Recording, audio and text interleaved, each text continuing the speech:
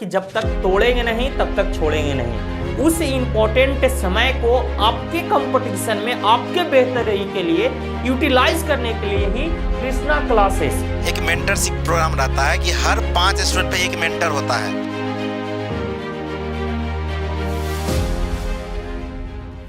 Hello बच्चों, आज का ये सेशन आपके लिए बहुत ही महत्वपूर्ण होने वाला है। तो आज के इस सेशन में हम लोग क्या करने वाले हैं ये मैं बताऊंगा। चलिए, इसके पहले मैं आप लोगों को ये बताने वाला हूं कि आज के इस सेशन में मैं अभिषेक कुमार, जो कि आपके लिए आपके कैरियर से रिलेटेड, आपके आईआईटी जेईई हो गया, नीट से रिलेटेड कैसे तैयारी करना है, क्या करना है, 10th 12th बोर्ड के एग्जाम देने वाले हैं या फिर अभी आप 9th 10th में पढ़ने वाले हैं, तो कैसे आप आईआईटी जेईई और नीट की तैयारी के लिए क्या करेंगे, कैसे करेंगे, इन सभी के बारे में हम लोग जानेंगे। कृष्णा क्लासेस के डायरेक्टर सर जो कि हमारे सामने हैं, संतोष सर। तो सबसे पहले मैं नमस्ते सर। आज हम लोग जानेंगे ये जो आईआईटी जेईई है और जो नीट का एग्जाम है उसकी तैयारी करने के लिए आपको क्या करना है, कैसे करना है। Thank you sir. Students, good evening, नमस्कार। आप हमें बुलाएं, हमसे बातचीत करने के लिए आपको धन्यवाद। ठीक, सबसे पहले आपको धन्यवाद और आपकी सारी टीम को धन्यवाद कि हमारे साथ आप जुड़े और हमसे विशेष बात करने के लिए आए हैं। सर, ये जो कन्फ्यूजन है ना, अभी स्टूडेंट लोग just like as a 10th 12th का एग्जाम पास आउट करते हैं और वो उसके जानकारी के लिए आईआईटी जेईई या नीट की तैयारी के लिए वो कहीं पे इधर उधर भटकते रहते हैं सर। तो आज ये जो हम चाहते थे, ऐसा ये हम लोग को ये था कि बच्चों को एक डायरेक्शन दिया जाए और उनको एक अच्छा गाइडलाइन दिया जाए। बस उसी परिचर्चा को लेकर के आज का ये सर सेशन हम लोगों ने रखा है। हाँ सर, पहले मैं अपने बारे में कुछ बता दूं। हाँ सर। मेरा नाम संतोष कुमार है और मैं पिछले 9 सालों से मैथमेटिक्स का क्लास ले रहा हूं। बिहार के विभिन्न डिस्ट्रिक्ट में लिए हैं हम, और सबसे लास्ट टाइम जो हम पढ़ा रहे हैं नासिक और झांसी में पढ़ा के आए हैं। अभी हमारा कोचिंग गया में एस्टेब्लिश्ड हुआ है पिछले साल, यानी 2 साल होने वाला है हमारा कोचिंग का। वहाँ पे हमारे यहाँ आईआईटी जेईई और नीट की तैयारी कराई जाती है। ठीक, मैं खुद एक मैकेनिकल इंजीनियर हूँ और बच्चों के हम भविष्य के लिए, अच्छा बेहतर भविष्य के लिए कोशिश कर रहे हैं। गया से अच्छा रिजल्ट देने की कोशिश कर रहे हैं। देखिए, गया जो है ज्ञान एवं मोक्ष की भूमि है। गया, बोध गया जो कि निकट में है, और यहाँ जो ज्ञान की प्राप्ति, गौतम बुद्ध को ज्ञान की प्राप्ति, और उसी के छत्र छाया में हमारा जो कृष्णा क्लासेस है जो कि आईआईटी जेईई और नीट, चाहे आप ये 11 12 से लेकर के एडमिशन ये सारा गोइंग ऑन है। और इसका एड्रेस कहाँ है, तो बाईपास, गया bypass, Madhusudan colony road number 1 बोध गया रोड में। तो जो कि चलिए हम लोग इस सिलसिले को आगे बढ़ाते हैं और मैं स्टार्ट करना चाहूँगा सर। सबसे पहला क्वेश्चन कि क्या बच्चों के मन में ये आईआईटी जेईई और नीट का ये भाव आते ही उनके मन में बहुत सारे सवाल चलते हैं। शुरू समय में कुछ लोग ऐसे होते हैं जो कि सोचते हैं कि ये मैं कर पाऊंगा या भी नहीं कर पाऊंगा। मनोबल जो है एक तरह से जो गिरा हुआ है उसको आप कैसे बढ़ावा देना चाहते हैं? सर, सबसे पहले मैं बता दूं कि हमारा जहां कोचिंग है उस कोचिंग पे हमारे साथ 10th से लेके 11 12 और प्री फाउंडेशन कोर्स होता है जो आईआईटी नीट और जेईई की तैयारी करवाता है। उस कोर्स के साथ हम लोग बच्चे के साथ तैयारी करवा रहे हैं। हमारे यहाँ आईआईटी जेईई का प्रॉपर बैच चलता है जो मेन से लेके एडवांस तक की तैयारी कराई जाती है और नीट की तैयारी कराई जाती है। हमारे यहाँ अलग अलग सेक्शन है, जैसे आईआईटी जेईई का अलग सेक्शन है, नीट का अलग सेक्शन है, और आपको टीचर्स आपको अलग अलग सेक्शन के मिलेंगे। ठीक, जैसे प्री फाउंडेशन कोर्स की बात है तो हमारे यहाँ 6 से लेकर 10 तक का प्री फाउंडेशन कोर्स चलता है। प्री फाउंडेशन कोर्स होता क्या, सबसे पहले ये जानने की जरूरत है। जहाँ पे हम लोग अभी हैं यानी गया डिस्ट्रिक्ट में, तो आसपास के ग्रामीण क्षेत्र में इसकी जानकारी बहुत कम रहता है। बच्चा आता है 10th में, बोलता है हमको सर आईआईटी की तैयारी करना है, नीट की तैयारी करना है। तो आपका कंपटीशन किससे है, सबसे पहले ये देखना पड़ेगा। आपको उस बच्चा से कंपटीशन है जो 15 लाख बच्चा फॉर्म भरता है। जो आईआईटी में फॉर्म भरता है 15 लाख प्लस रहता है, और नीट में भी 15 लाख 16 लाख बच्चा फॉर्म भरता है। तो बच्चा तो गांव से आता है, लेकिन उसका कंपटीशन किससे है, शहर के उस बच्चा से जो टॉप क्लास के स्कूल में पढ़े हैं। तो सबसे पहले उस गैप को फील करने के लिए हम लोग बेसिक से तैयारी कराने की कोशिश करते हैं। जो बच्चा हमारे पास 10th करके जस्ट आता है तो हमारे यहाँ 3 महीना का कोर्स चलता है अलग से बेसिक पढ़ाने के लिए कि आप कितना बेहतर हैं। कुछ बच्चा जो आता है उसका मतलब लैंग्वेज प्रॉब्लम रहता है, जैसे कुछ बच्चा बिहार बोर्ड से आ रहा है और आईआईटी जेईई का इन जनरल बच्चा की मानसिकता है कि हम इंग्लिश मीडियम में ही तैयारी करेंगे। पेपर हिंदी मीडियम में भी होता है लेकिन इंग्लिश मीडियम में ही तैयारी करे, तो हम लोग उसके लिए अलग से कोर्स कराते हैं ताकि वो 3 महीना में बेहतर कर सके। सर, इसमें मैं एक और बात ऐड करने वाला हूं कि सर सबसे पहला कन्फ्यूजन ये होता है कि हम तैयारी कब स्टार्ट करें। जो बच्चा अभी 10th क्लास का बोर्ड देने वाला है या जो 12th का बोर्ड देने वाला है, या फिर कुछ बच्चे ऐसे भी हैं जिनका जो फोकस होता है वो 7-8 क्लासेस में ही रहते हैं और उनका ये फोकस होता है कि हमें आईआईटी क्लियर करना है, या कुछ बच्चों का फोकस होता है कि नीट क्लियर करना है। तो मैं ये आपसे जानना चाहता हूं कि ये जो तैयारी करने का सिलसिला है वो कब बच्चे स्टार्ट करें। और सबसे पहली बात है कि जैसे आप बोले सर कोई बच्चा 6-7 से करता है, तो ग्रामीण क्षेत्र में थोड़ा इसका अभी मतलब अभाव है इन्फॉर्मेशन का कि मतलब 6-7 से तैयारी आईआईटी जेईई नीट का होता है। आप भारत के अलग अलग शहरों में देखिएगा तो प्री फाउंडेशन कोर्स से इन जनरल तैयारी होता है। रह गई यहाँ की बात की जो बच्चा 10th करके आता है तो 10th करके भी बेहतर तैयारी किया जा सकता है कि हमारे यहाँ 2 साल का फाउंडेशन कोर्स चलता है, यानी जो बच्चा 11th और 12th के साथ साथ आईआईटी और नीट की तैयारी कर सके उसके साथ ही उसको हम लोग फाउंडेशन कोर्स नाम दिए हैं।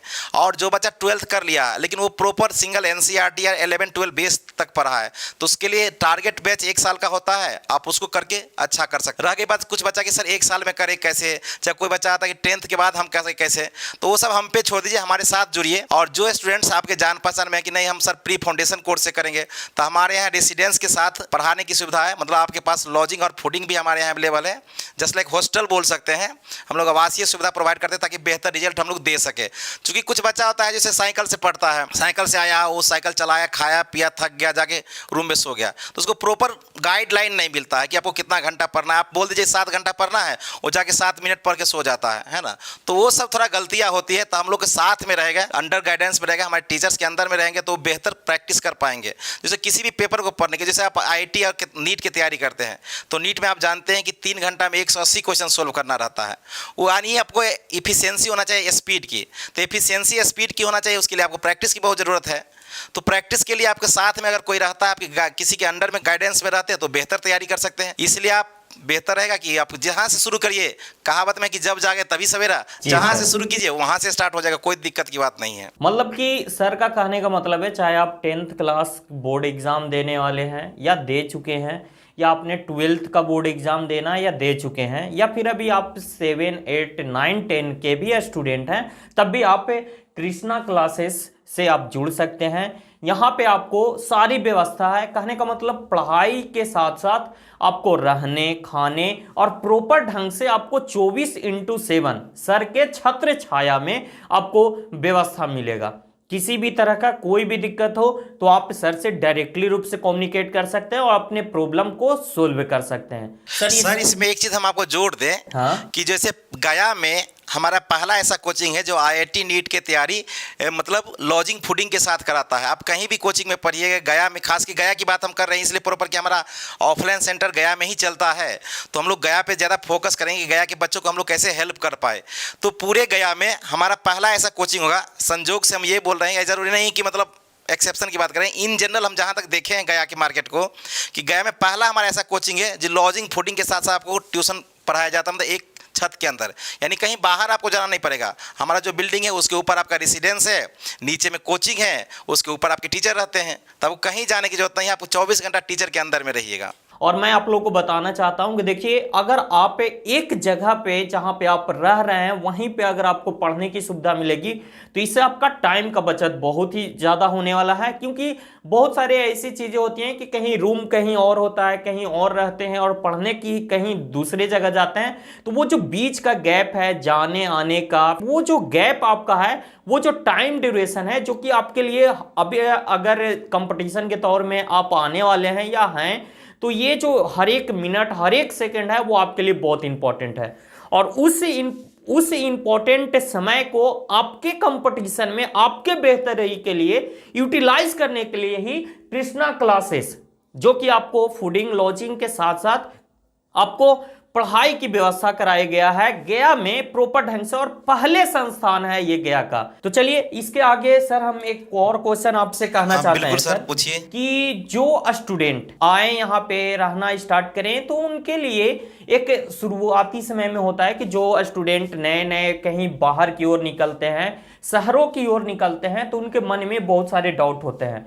और उन सारे डाउट्स को एक तरह से कहिए कि जब आप घर को छोड़ करके बाहर की ओर निकलते हैं तो घर का एक जो माहौल होता है, घर का एक जो प्यार होता है, वो हमेशा खटकते रहता है। उन चीजों के बारे में बताइए सर। बिल्कुल सर, हम भी गांव से ही बिलोंग करते हैं, हम भी गांव से उठ के शहर में पढ़े और अच्छे तरीके से पढ़े। और जो आप बात कर रहे हैं कि सर जो गांव से बच्चा आता है उसको घर की बात मतलब बहुत याद आते हैं, घर के मम्मी पापा के, है ना।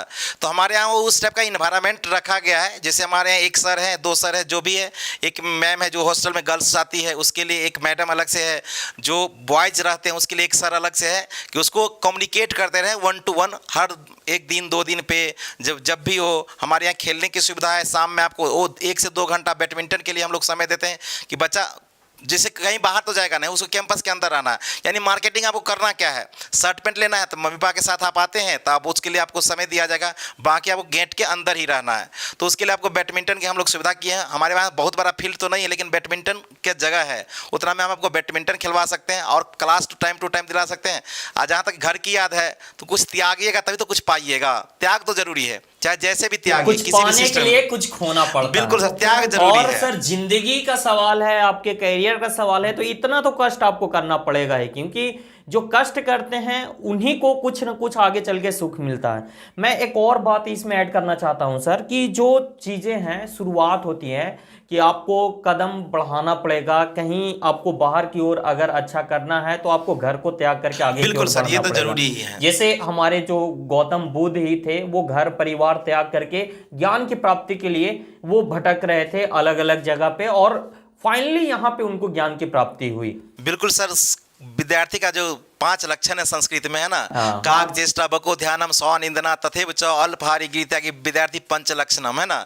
तो घर को त्याग तो है ही, आज से 10 साल पहले चाहे 100 साल पहले, ये तो आपको लक्षण में लाना ही पड़ेगा कि घर से त्याग करके ही आप बेहतर कर सकते हैं। तो इसमें मतलब कुछ नहीं है। एक चीजें ये भी है सर, जब भी मैं भी जब पढ़ने के लाइफ में था, हॉस्टल में गया था, तो ये चीजों का हमने देखा है कि जो इन्वायरमेंट है सर, हम लोग का एक कल्चर हो जाता है, क्योंकि जहाँ पे हम जाते हैं वहाँ पे अलग अलग जगह के लोग आते हैं, और उनके इन्वायरमेंट में खेलने कूदने, कल्चरल प्रोग्राम, जो कि यहाँ पे मैं आ रहा था तो पोस्टर वगैरह ये सब देखा कल्चरल प्रोग्राम का, तो वो सारी चीजें है ना, उन चीजों से कंपीट करती है, और आपको एक तरह से मनोवैज्ञानिक जो आपके ऊपर दबाव रहता है कि हम घर से बाहर हैं, उस चीजों को भुला करके आपको पढ़ने के माहौल में सिचुएटेड करती है। बिल्कुल सर, जैसे कम मतलब आप बोले कि अलग अलग शहरों से, अलग अलग गांवों से आता है, तो ये तो डाइवर्सिटी है, तो अच्छी बात है कि आपको कंपटीशन मिलेगा कि आप जिस गांव से आए थे उसमें आप टॉपर थे, लेकिन यहाँ 10 टॉपर आया हुआ है तो आपके टॉपर में फेस करना पड़ेगा। तो डाइवर्सिटी जरूरी है किसी भी सिस्टम में, चाहे गया के सिस्टम में हो, चाहे गया से बाहर के सिस्टम में हो, इंडिया के किसी कोना में जाइए, किसी शहर में जाइएगा तो आपको डाइवर्सिटी मिलेगा, और उस डाइवर्सिटी को फेस कर लीजिएगा तो कहीं भी चल जाएगा। क्योंकि कॉलेज में आप जाइएगा तो आपके गांव के थोड़े पूरे लोग रहेंगे, आपको अलग रहेगा। अगर आप कॉलेज पास करके जाइएगा, जॉब कीजिएगा, तो वहाँ भी आपको अलग अलग मिलेगा। तो अलग अलग मिलना ज़रूरी है, और उस डाइवर्सिटी को बेहतर बनाने के लिए देश हर दुनिया बेहतर होता है, तो डाइवर्सिटी किसी भी सिस्टम में ज़रूरी है। सर यहाँ पे जो अभी कोरोना के टाइम के बाद जो है, कोरोना से पहले ऑफलाइन का जो मोड चल रहा था पढ़ाई का, वो एक पीक के पे था, लेकिन जैसे ही कोरोना आया, कोरोना के बाद एक तरह से हम देखें कि जो डिजिटल प्लेटफॉर्म जो है, इसके आधार पे ऑनलाइन का क्लासेस आया। तो ये सर यहाँ पे 2 चीज़ें आती हैं, ऑनलाइन और ऑफलाइन। इन दोनों में आप क्या सजेशन देना चाहते हैं? लाइक ऐसे ऑनलाइन है या ऑफलाइन है, या कौन किसके लिए क्या सूटेबल है? बिल्कुल सर, आजकल तो ऑनलाइन का क्रेज ही है। इंडिया के जितने भी कोचिंग संस्थान है वो भी ऑनलाइन जुड़े होंगे। मार्केट में आप विभिन्न तरह के कोचिंग को देखेंगे यूट्यूब पे और बाकी जगहों पे, लेकिन आपको अभी इसका थोड़ा डिमेरिट है। डिमेरिट ये है कि आप घर में पढ़ रहे हैं, किसी वीडियो को देख रहे हैं, आप उसको नोट नहीं कर रहे हैं, है ना। आपको देख के लगता है याद हो गया, जब 4-10 क्वेश्चन आपको मिल जाएगा, आप नहीं बन पाता है। पहला डिमेरिट ये है। दूसरा, आज सोचेगा आज देख रहे हैं वीडियो, कल देख लेंगे, परसों देख लेंगे, दूसरा डिमेरिट ये है। तीसरा डिमेरिट ये है कि आपके सामने में टीचर अवेलेबल नहीं है, और ना आप 10 बच्चा के बीच में बैठे हुए हैं। जैसे टेस्ट दिए, और टेस्ट तो ऑनलाइन दिए, तब आपको मान लीजिए रैंक खराब हो गया, तो कोई दिक्कत नहीं, आप पर्सनल देखे। और यहाँ ऑफलाइन में सुविधा क्या है, टीचर से इंटरेक्शन होता है, फेस टू फेस मिलता है। टीचर आपको फेस को देख के रीड करता है कि आपसे सवाल बन रहा है कि नहीं बन रहा है, तो आपसे दोबारा पूछेगा कि बाबू आप सवाल बनाए कि नहीं बनाए, आपको क्वेश्चन कितना बनाए, नंबर ऑफ क्वेश्चन कितना अटेम्प्ट किए, कॉपी चेक किया जाएगा। ऑफलाइन जरूर बेहतर है, आप समय दे पाइएगा, साथ में टीचर्स के साथ आप बैठ पाइएगा, डिस्कशन कर पाइएगा। इसलिए ऑफलाइन किसी भी चीज़ में, स्कूल हो, कोचिंग हो, आप ऑफलाइन पढ़िए, बेहतर होता है। ऑनलाइन आप एज ए सब्स्टिट्यूट के तौर पर ले सकते हैं कि तत्काल, है ना, रिफरेंस के अगर एक चीज़ पढ़ रहे हैं, अगर नहीं समझ में आया तो उसको आप आप देख सकते हैं ऑनलाइन पे, यूट्यूब पे, तो उसके लिए कोई दिक्कत नहीं है। दुनिया में जितना टेक्नोलॉजी बढ़ता है वो बेहतर के लिए होता है, तो टेक्नोलॉजी का यूज करना है, इन टेक्नोलॉजी के यूज के साथ उसका दुरुपयोग नहीं करना है। क्योंकि बच्चा तो लेता है मोबाइल कि ऑनलाइन कुछ पढ़ लेंगे, स्टार्ट हो जाता है सोशल मीडिया, है ना, इंस्टाग्राम जो भी है, तो उसको थोड़ा दूर करना है, अवॉइड करना है। जो आपको 2 साल पढ़ना है, जो बच्चा 10th करके आ रहे हैं उसके लिए 2 साल, जो 12th करके आ रहे हैं उसके लिए 1 साल 1.5 साल कंपलसरी हो गया। और जो प्री फाउंडेशन कोर्स में तो उसका तो मोबाइल का कोई ऑप्शन ही नहीं देंगे हम लोग। हमारे यहाँ 10th तक के बच्चा को कोई मोबाइल अलाउ नहीं है, कोई नहीं। आपको फ़ोन करना है, यहाँ पे सिस्टम में फ़ोन है, सेंटर पे फ़ोन है, आप उससे बात कर सकते हैं। देखिए सर जी ने एक बहुत अच्छी बात कही। वो जो बातें हैं वो आज के एक तरह से इस एजुकेशन में बहुत इफेक्ट डालता है। जो स्टूडेंट हैं वो न्यू टेक्नोलॉजी लाइक है सोशल मीडिया का जो इन्वायरमेंट बना हुआ है, व्हाट्सअप हो गया, फेसबुक हो गया, इंस्टाग्राम हो गया, ये सारी चीज़ों में लोग बहुत ज़्यादा घुल मिल जाते हैं और अपना टाइम उसमें बर्बाद करते हैं। साथ ही साथ सर ने एक और बातें कहा कि जो ऑफलाइन मोड का पढ़ाई होता है उसमें आप किसी के सामने रहते हैं, प्रत्यक्ष रूप से आप सामने रहते हैं। आपको जो प्रॉब्लम होगी वो डायरेक्टली रूप से आपको सर से पूछने का मौका मिलेगा। और सर जी आपके हर एक चीज़ों को, जब आप यहाँ पे रहोगे, यहाँ पे पढ़ाई करोगे, तो आपको वो सारी चीज़ें देखें कि आपको क्या प्रॉब्लम आ रही है, कैसे आ रही है। तो दोनों काम यहाँ पे हो रहा है। और कुछ चीज़ें जो आपको जरूरी है अभी के समय में, आपका जो एज है, आपका जो पहली प्राथमिकता जो है वो पढ़ाई है। और इसके लिए आपको ये चीज़ें ऑफलाइन का जो व्यवस्था है वो मस्ट बेटर है ऑनलाइन से। ये रिजल्टेंट आप भी ये सोच समझ के आप इस चीज़ को समझ सकते हैं। तो चलिए सर हम लोग आगे की ओर बढ़ेंगे, एक कदम और आगे की ओर, और हम लोग जानना चाहेंगे कि ये जो हमारा बोर्ड का मामला है, कुछ बच्चे होते हैं बिहार बोर्ड के होते हैं, कुछ बच्चे होते हैं सीबीएसई बोर्ड के होते हैं, कुछ अन्य बोर्ड के भी स्टूडेंट होते हैं। तो मेन मैटर फंसता है सर लाइक एज अगर हम सीबीएसई बोर्ड देखें या बिहार बोर्ड देखें, बिहार बोर्ड को अगर देखें तो बहुत सारे स्टूडेंट जो हैं इंग्लिश से कतराते हैं कि इंग्लिश से हमें नहीं समझ में आता। और नीट जेई की अगर तैयारी कर रहे हैं तो इंग्लिश मस्ट है सर, क्योंकि वो अगर मस्ट नहीं कहे तो फिर भी ऐसा चीज़ है कि आप आगे जाओगे तो इंग्लिश का जरूरत पड़ेगा ही पड़ेगा। साथ ही साथ मैं एक और सवाल सर, एक बहुत ही अच्छा सवाल इसमें ऐड करना चाहता हूँ सीबीएसई बोर्ड वालों के लिए। सीबीएसई बोर्ड वालों के लिए आप सर जैसे मैथ के प्रोफेसर हैं, तो मैथ में सबसे ज्यादा प्रॉब्लम सीबीएसई बोर्ड वालों को देखा जाता है, तो उनके लिए क्या कहना चाहेंगे? बिहार बोर्ड वालों के लिए इंग्लिश के लिए और सीबीएसई बोर्ड वालों के लिए मैथ के लिए। बिल्कुल सर, दोनों बात को हम आपको जवाब देते हैं। पहली बात है कि सीबीएसई और बिहार बोर्ड की इंग्लिश की बात है, तो English just like a language है, ऐसा कुछ नहीं। आप जैसे मदर टंग है, आप हिंदी में बात करते तो कितना अच्छा बात करते हैं। तो बिहार बोर्ड को चाहे करते हिंदी मीडियम में पढ़ा, इसलिए वो हिंदी में बेहतर है, वो लैंग्वेज है, उसको एज ए सब्जेक्ट आप एक्सेप्ट नहीं करिए, है ना। सब्जेक्ट आपको पढ़ना है तो ठीक है, ज़रूरत है, लेकिन लैंग्वेज को आप एडॉप्ट कर सकते हैं। जैसे कोई बच्चा है ग्रेजुएशन करता है ना, तब फ्रेंच में करता है, जैसे आपको क्या कहते हैं जैपनीज में करता है, चाइनीज में करता है, तो लैंग्वेज सीखता है ना। तो लैंग्वेज बहुत टफ है, 3-3 महीना में कोर्स कर लेता है लोग लैंग्वेज का। तो जस्ट लाइक आप लैंग्वेज तो बचपन से पढ़ते आ रही है, लेकिन इंग्लिश कम पढ़ते हैं और हिंदी ज़्यादा पढ़ते हैं, तो अंतर यही है। दूसरा बात है कि बिहार बोर्ड का बच्चा ना थोड़ा लेबोरियस होता है, बहुत मेहनती होता है ना। सीबीएसई का बच्चा थोड़ा मेहनत कम करता है। ऐसा नहीं कि टैलेंट तो सभी में है, बच्चा बोर्ड से टैलेंट आप डिफाइन नहीं कर सकते हैं। एक से एक आपको टैलेंट मिलेगा बिहार बोर्ड के, और एक से एक मतलब टैलेंट मिलेगा सीबीएसई में। बोर्ड आपका डिफाइन नहीं करता कि आप कितना बेहतर है, आपका मेहनत डिफाइन करता है कि आप कितना बेहतर है।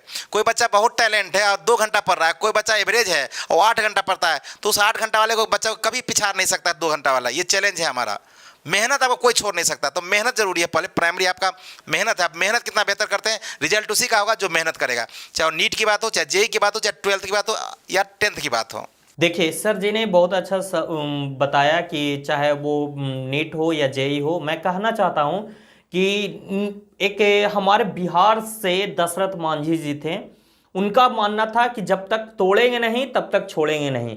और वो एक जो दशरथ मांझी जी थे, एक छेनी और हथौड़ी से एक पूरे पहाड़ को उन्होंने काट करके रख दिया। तो ये जो संघर्ष है, जो मेहनत करने की एबिलिटी है, उनको आज महान बनाया है। और ये चीजें आपको मैं बताता हूं कि everything is depend on practice. कहते हैं कि करत करत अभ्यास से जड़मत होत सुजान, और रसरी जावत साल से शिल्पे पड़त निशान। मतलब कि एक पत्थर जैसा कठोर है, उस पे भी अगर रेशम की रस्सी बार बार घिसी जाती है तो उस पे चिन्ह बन जाता है। तो उसी प्रकार से आपको पढ़ाई करना है। पढ़ाई में भी आपको जैसे बताया जा रहा है, जो चीज बताया जाएगा सर के द्वारा, सर के पूरी टीम के द्वारा, वो चीजों का आप अनुसरण करेंगे, बार बार प्रैक्टिस करेंगे, तो वो आप उसमें निखर जाएंगे। एक तरह से कहते हैं कि सूरज के तरह चमकने के लिए सूरज के तरह तपना पड़ता है। बस वही यहाँ पे आपको सर के छत्र छाया में, इनके पूरी टीम के छत्र छाया में आपको वो चीजें प्रोवाइड कराया जाएगा।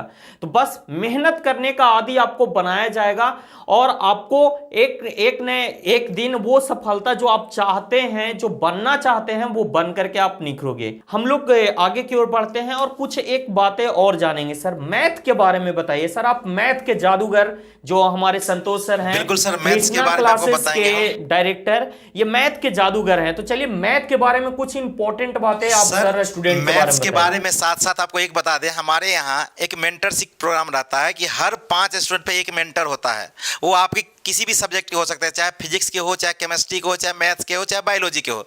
हर 5 स्टूडेंट पे एक मेंटर आता है हमारे यहाँ। तो उस मेंटर से क्या होता है कि जैसे आप 100 बच्चा को एक साथ नहीं देख सकते, एक साथ आपको एनालिसिस नहीं कर सकते हैं, 5 बच्चा को तो एनालिसिस कर सकते हैं। तो हमारे हर 5 बच्चा पे एक टीचर रहता है, मेंटर्स। उनका काम है 24 घंटा का उसका रूटीन प्रोग्राम के साथ वो उसको फॉलो कर रहा है कि नहीं कर रहा है। जो उसका रूटीन प्रोग्राम है, जैसे 4 घंटा पढ़ने का है, खाने का है, सोने का है, तो एज ए टीचर्स मतलब रात में तो नहीं रहेगा, जितना टाइमिंग का है, दिन का है, वो मेंटर के अंदर में वो काम करेंगे। जैसे अगर उसको सेल्फ स्टडी करना है तो सेल्फ स्टडी कहीं और नहीं करने जाएंगे। वो जो मेंटर जिस क्लासरूम में बैठा दिया कि आपको यहीं बैठ के आपको 5 घंटा पढ़ना है, तो ये नहीं उनको पढ़ना है। ऐसा नहीं कि हम अब दूसरे जो मेंटर होंगे उस स्टूडेंट को कुछ नहीं कहेंगे, जो उनका मेंटर के अंदर में जो स्टूडेंट्स है उनको बताएंगे कि तुमको पैसे पढ़ना है। तो हमारे यहाँ 1 to 1 प्रोग्राम होता है। ऐसा नहीं कि 100 बच्चा है तो 100 को जैसे तैसे रख देना है। हमारे पास 100 है, इसका मतलब 100 को हमारे 20 मेंटर मिलेगा उनको, यानी हर 5 पे एक मेंटर मिलता है। उस किसी कोई अच्छा मेंटर है जो मतलब बहुत मेहनत करे तो उसके अंदर में साथ डाल देंगे। यही होता है। कुछ बच्चा बोलता है नहीं सर उस मेंटर के अंदर में हम काम मतलब रहना चाहते हैं, स्टडी करना चाहते हैं, तो उसके अंदर में डाल देंगे। तो मेंटर प्रोग्राम है। रह गए मैथमेटिक्स की, तो हम पिछले 9 सालों से मैथमेटिक्स पढ़ा रहे हैं। पहले भी बता चुके हैं कि हम बहुत अलग अलग शहरों में पढ़ाए हैं और बिहार के अलग अलग डिस्ट्रिक्टों में पढ़ाए हैं और अदर डिस्ट्रिक्ट स्टेट में भी पढ़ाए। जैसे हम लास्ट टाइम महाराष्ट्र में थे, उससे पहले हम उत्तर प्रदेश में थे। तो मैथमेटिक्स आप जानते हैं सिलेबस क्या है और कैसे पढ़ना है। सबसे पहले जो बच्चा मैथमेटिक्स पढ़ रहा है तो उसको एनसीईआरटी पढ़ना ही पड़ेगा, उसमें कोई दिक्कत नहीं है। एटलीस्ट आप 12th करना चाहते हैं तो 80% मार्क्स आपको एनसीईआरटी से आ जाएगा। लेकिन उसमें एक क्वेश्चन आता है कि बच्चा बोलता है कि सर हमको प्रैक्टिस के लिए बुक नहीं है, तो आप आरडी शर्मा बना सकते हैं। आरडी शर्मा में सभी एनसीईआरटी का क्वेश्चन अवेलेबल रहता है। तो आपको एक एक्सरसाइज में बता रहे हैं कम से कम 40-50 क्वेश्चन रहता है। अगर एक चैप्टर में 10 एक्सरसाइज है तो समझिए 400 क्वेश्चन आपको करना पड़ेगा। अगर हमारे यहाँ जैसे जो बच्चा आईआईटी जेईई और नीट की तैयारी करता है तो उसके हमारे यहाँ अपना स्टडी मटेरियल होता है, उसमें स्टडी मटेरियल से आप प्रैक्टिस कर सकते हैं। कोई बच्चा बोलता है नहीं सर हमें स्टडी मटेरियल कंप्लीट कर लिया, हमको अलग बुक बता दीजिए। तो सिंगेज पब्लिकेशन का एक बुक आता है, जी तिवारी सर है उनका नाम, वो बहुत अच्छा बुक है, वो पूरे इंडिया में चलता है। मे भी आप देखिएगा, तो अगर आपको इन्फॉर्मेशन में है तो वो कर सकते हैं। नहीं तो आपके जैसे अंकल चाचा जो पिछले वर्षों में पढ़े होंगे तो केसी सिन्हा सर का बहुत फेमस बुक है, एक टेक्स्ट बुक ऑफ कैलकुलस, ये टेक्स्ट बुक ऑफ अलजेब्रा, ये अलग अलग सेक्शन में आता है। तो केसी सिन्हा सर का जो लिखा हुआ बुक है A1 बुक है, उसमें कोई कंप्रोमाइज़ की बात है नहीं, मतलब आप उसको बेहतर कर सकते हैं। तो आप एक्स्ट्रा बुक भी लगा सकते हैं, लेकिन आपके पास इतना समय ही नहीं रहेगा कि आप हमारा स्टडी मटेरियल पढ़ लीजिए आप फिर आप बुक लगाए। स्टडी मटेरियल में इतना कंटेंट रहेगा कि आपको समय नहीं मिलेगा एक्स्ट्रा चीज़ पढ़ने के लिए। अगर आप चाहते हैं तो आपके पास अलग अलग बुक की सुविधा है। कहने का मतलब ये हुआ कि जो कुछ भी पढ़ रहे हैं वही आपकी पूंजी है, मेहनत सफलता की कुंजी है। तो बस मेहनत से मत कतराइए, जो सर जी जैसे गाइडलाइन के थ्रू आपको बताएंगे बस वैसे करते जाइए, आपकी मंजिल आपके सामने ही होगी। जो आईआईटी जेईई है, नीट है, इसमें जो सब्जेक्ट्स हैं, अलग अलग सब्जेक्ट्स, फिजिक्स हैं, केमिस्ट्री हैं, नीट में जो बायोलॉजी है, उन सभी सब्जेक्ट्स में से मेनली रूप से कौन सा सब्जेक्ट जो है, या फिर मैं चाहता हूं कि हर एक सब्जेक्ट के बारे में आप एक प्रॉपर ढंग से बताएं कि क्या है, कैसे है और उसका कितना रोल है आईआईटी जेईई और नीट में। बिल्कुल सर, सबसे पहले जेई की बात कर लेते हैं। जेई जो जॉइंट एंट्रेंस एग्जाम होता है, एनटीए लेता है, जिसके थ्रू आपको एनआईटी और विभिन्न इंजीनियरिंग कॉलेज सरकारी मिलता है और प्राइवेट कुछ भी उसका स्कोर का यूज करता है। मतलब उस स्कोर से आप प्राइवेट बेस्ट कॉलेज में, जैसे बहुत सारा कॉलेज है उसमें आप एडमिशन ले सकते हैं। तो मेनली उसमें एनआईटी से जो कॉलेज है उसमें एडमिशन होता है, तो उसमें सेम वेटेज है, जैसे मैथ में, फिजिक्स में, केमिस्ट्री में सेम वेटेज है, यानी 25 क्वेश्चन आपसे 25 क्वेश्चन आपसे पूछा जाएगा। तो उसमें तो सब्जेक्ट को आप किसी को निगलेक्ट ही नहीं कर सकते कि केमिस्ट्री कम पढ़ ले, फिजिक्स ज़्यादा, मैथ ज़्यादा पढ़ ले, केमिस्ट्री कम, ऐसा हो ही नहीं सकता है। तीनों विषय का आपको इक्वल वेटेज देना पड़ेगा। लेकिन जैसे नीट की बात है तो नीट में 50% बायोलॉजी आता है, यानी 180 क्वेश्चन पूछा जाता है तो उसमें 90 बायोलॉजी रहता है और 90 फिजिक्स एंड केमिस्ट्री रहता है, यानी 45 फिजिक्स और 45 केमिस्ट्री रहता है। तो बायोलॉजी वाले स्टूडेंट्स बायोलॉजी पे ज़्यादा फोकस करें क्योंकि उसका 50% वेटेज है। इसका स्कोर बहुत हाई जाता है, यानी 600, 630, 650 मार्क्स रहेगा, तब आपको बेहतर कॉलेज मिलेगा। जैसे अगर बिहार की बात करें तो बिहार में IGIMS सबसे बेहतर कॉलेज है, PMCH, DMCH, NMCH आपके गया में है ना, SKMCH मुजफ्फरपुर में है। तो जितना भी कॉलेज है वो सब बेहतर कॉलेज है। आपको यहाँ एडमिशन लेने के लिए कम से कम अगर कैटेगरी में भी है तो 600 से ऊपर मार्क्स लाना पड़ेगा। अगर जनरल में आते हैं आपको 650 के मार्क्स लाना पड़ेगा। तो जहाँ तक सब्जेक्ट की बात है तो बायोलॉजी में आप NCERT अगर एनी हाउ फॉलो करना ही पड़ेगा, आपको कोई उपाय ही नहीं है। तो NCERT सबसे पहले नीट के लिए जरूरी है, फिजिक्स केमिस्ट्री मैथ के लिए। बट आप IIT की तैयारी करते तो और बेहतर बुक पढ़ना पड़ेगा, आपको अलग अलग कैटेगरी के पढ़ना पड़ेगा। कहने का तात्पर्य ये है आपके नीट के सिलेबस हो या फिर IIT JEE के सिलेबस हो, इन सब में अलग अलग जो सब्जेक्ट हैं, फिजिक्स केमिस्ट्री बायोलॉजी, वो सारे ये पांचों उंगली है। और इन सारे पेपर को जब आप एक साथ कंबाइन करके एक साथ स्टडी करोगे, क्योंकि सारे पेपर का आपका जो है इंपॉर्टेंस है आपके एग्जाम में, तो बस एक साथ उन सभी पे आपको फोकस करके पढ़ाई करना है। सभी को नए साल की ढेर सारी शुभकामनाएं। और जो हमारे साथ सर लोग हैं, है ना, खास के हमारे जो भूपेंद्र सर हैं, हमारे साथी हैं, है ना, हमारे साथ गौतम सर हैं, है ना, अब जो भी जितने सर हैं, खास के भूपेंद्र सर के बारे में बता रहे हैं, वो इतना मेहनती है कि आपको कभी तो 2 मिनट छोड़ेंगे नहीं, चाहे जो हो जाए। फिजिक्स के सबसे टॉप पे चलता है हमारे यहाँ। मतलब जो भी बच्चा मैथ पढ़ता है, केमिस्ट्री पढ़ता है, तो अगर मान लीजिए 4 घंटा मैथ पढ़ता है, 3 घंटा केमिस्ट्री पढ़ता है, तो 7 घंटा फिजिक्स पढ़ने के लिए जोड़ देता है ना, क्योंकि फिजिक्स के बिना सर इतना इंटरेस्ट से पढ़ाते हैं और उनका एक्सपीरियंस भी बताता है कि आप कितना बेहतर पढ़ रहे हैं। तो अगर पूरे गया की बात बता रहे हैं ऑफलाइन सेंटर में, अगर हमारे यहाँ अगर फिजिक्स केमिस्ट्री मैथ पढ़िएगा तो सबसे फेवरेट सब्जेक्ट आपको फिजिक्स बन जाएगा। मैथ तो बना ही देंगे हम, उसमें कोई शक की बात नहीं है, लेकिन हमारे बिहार पे आप बोल सकते हैं कि फिजिक्स सबसे बेहतर हमारे यहाँ है। कोई भी कम ज़्यादा नहीं है, लेकिन हमारे यहाँ फिजिक्स सबसे बेहतर भूपेंद्र सर आपको पढ़ाएंगे पूरे गया में। ये बात आपको बता रहे हैं। तो पूरे गया के स्टूडेंट्स के लिए एक मैसेज है ऑफलाइन सेंटर के लिए, अगर आपको नहीं पता है तो आप हमारे गया सेंटर पे आइए, आप एक बार पढ़ के देखिए, है ना। आपको अगर दीवाना नहीं बना दे फिजिक्स का तो हमको बताइएगा। अब हम तो आपको मैथ्स पढ़ाएंगे तो आप हमारे साथ मिलिएगा, जो बच्चे मैथ्स के हैं। लेकिन जो बच्चे बायोलॉजी के हैं तो उनको तो फिजिक्स पढ़ना पड़ेगा, केमिस्ट्री में पढ़ना पड़ेगा, हमारे साथ आप नहीं पढ़ पाइएगा, ठीक। तो आप आइए हमारे सेंटर्स पे, और सभी को नए साल की ढेर सारी शुभकामनाएं और आपके नए आने वाले परीक्षा के लिए best of luck. Thank you so much.